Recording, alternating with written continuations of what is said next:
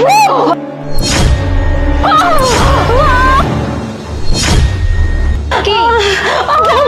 আমার শেষ করে দিছিস তাই না?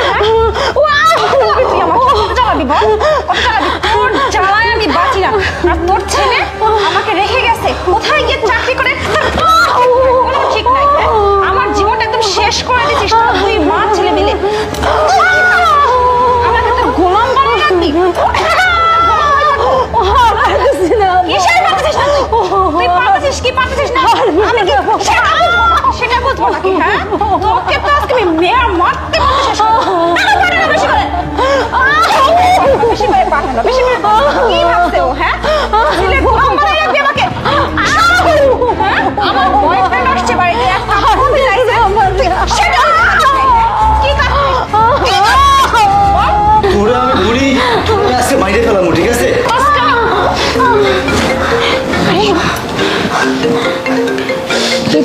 আমার স্বামী আমাকে ফোন দিছে, দেখি তো কি বলে। চুপ থাকো, এই বুড়ি একদম চুপ, কোনো আওয়াজ করবি না। হ্যালো। হ্যাঁ হ্যালো প্রিয়া, কেমন আছো তুমি? আমি তো ভালো আছি। হ্যাঁ বলো, কি বলবে?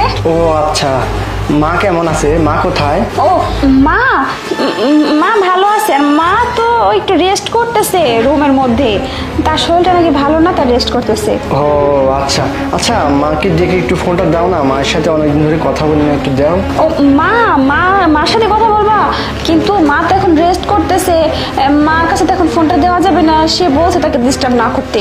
আচ্ছা ঠিক আছে, রাখি তাহলে, ভালো থাকো। হ্যাঁ আচ্ছা ঠিক আছে, তাহলে রাখি। এই বুড়ি, এই তোর পাটা খুলে দাও। শোন, এখন যাবি সোজা গিয়ে রান্নাঘরে আমাদের জন্য নাস্তা বানাই নিয়ে আসবি, বুঝতে পারছিস? যদি খালি করতে না পারছিস তাহলে কিন্তু এখানে কি মার চলছে তার থেকে দ্বিগুণ মার হবে, কিন্তু মনে রাখিস কথাটা। যাবেন দেখ এখন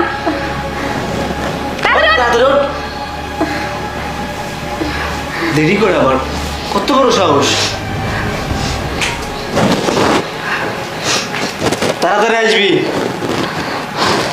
চলো।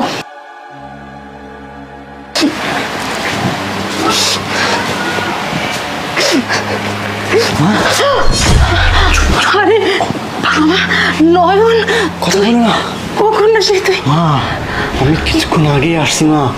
ওরা তোমার সাথে কি কি করছে তোমাকে আর বলতে হবে না, আমি সব দেখছি। আজকে বোঝাবো যে ওর একদিন কি আমার একদিন। তুমি এক কাজ করো, তুমি যাও আর রুমে যাও, আমি তোমার পেছনে আছি। যাও তুমি যাও আবার। মরে যাবো। যাও, আমি আছি। চল। বৌমা, আসলে যে কি রান্না করবো